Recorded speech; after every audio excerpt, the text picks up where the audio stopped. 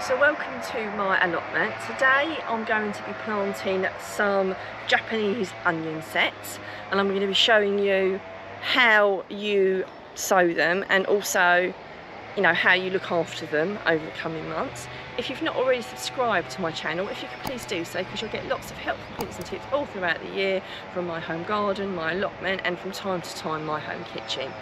Now, overwintering onions is something you can plant this time of year.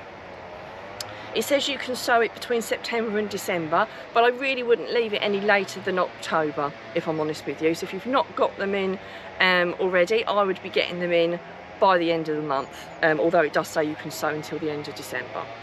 So I've never sown this variety before, but I've heard some really good things said about it, that it really does fare well in the British climate to sow Japanese onions. So I've decided to give them a go. So what I've done is I've dug over where I'm going to plant, and I've raked it over to level it off so it's nice and fine. I've got something so I can sow in a straight line, so I'm using a board, but obviously you could use a stick with a piece of string in between it, but you must really use something, because we all think we can sow in a straight line, but the reality is no matter how long we've been gardening, we can't. Even if you just used your rake, the handle of your rake, so you've got some kind of idea of a straight line if you've got nothing else. So they're really easy to plant. All you need is a dibber to pop them in the ground. Mine isn't as straight as it needs to be, so let's just even that out a little bit, so even when you put something in you realise you're not as straight as you want to be. So you just has really easy instructions on the back. You just plant them 6 inches apart. So incredibly easy indeed, and you sow them just below the soil, so I'll show you how you do it. So it's the same way I've just sown my garlic, if you've watched that video. So you put the dibber in. Let's get these out. The reason you do a dibber is just because even though you've dug it over, you think it's really soft, sometimes you just get a hard patch, and what you don't want to do is push them into the ground and damage them. So when you do the dibber, it just makes exactly the right size for what you want to put in. So if you've done it a little bit too deep, just pop a little bit back in, and then obviously the little rooty bit goes at the bottom and the little pointy bit goes at the top, because that's where it will start to sprout out, and you just place it in the hole. And like I say, you place it so the top of it is level with the soil, if that makes sense. So you don't sink it down deep, you don't have them protruding out. You will find as they grow, sometimes the roots lift them out a little bit. Now that's fine, but when you initially plant them, you plant them level with the soil. Sometimes the birds do lift them out, and I think the birds sometimes get a bad rep. It's not always them that's lifted it out, it's just when they naturally grow, the roots push them up a little bit.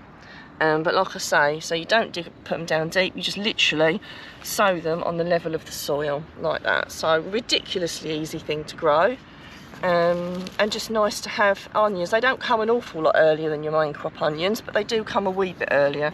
And of course you don't have to wait for something to get full size before you start eating it as well.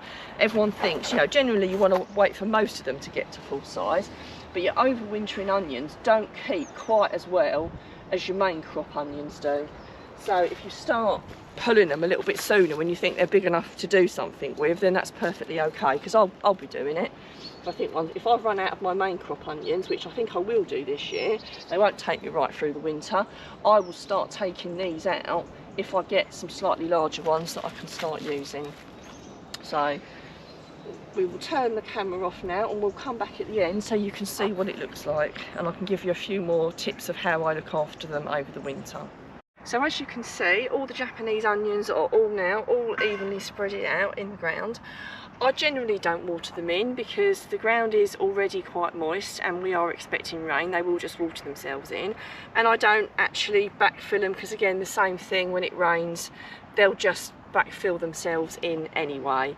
And over the winter they really are quite low maintenance. You just need to keep them weed free, really. That's all you need to do to take care of them, because the weeds can cause various problems. Obviously stops them growing, it can cause disease, that sort of thing. So just keep them weed free is all you really need to do. So it's really a no-brainer to plant these. I will put some links in the description for the Japanese onions and a dibber if you've not got it, but like I say, you can get them from most garden centres, and even some DIY stores sell onion sets and things like dibbers anyway. So I'd love to hear what you're growing. If you've got a special variety of onion that you love growing, if you've grown Japanese onions, I'd love to know, because I'm hearing the really great things about them, which is why I've decided to plant them. If you've enjoyed watching this video and you feel that you've got something out of it, please give us a like and put a comment so we know we're doing something right.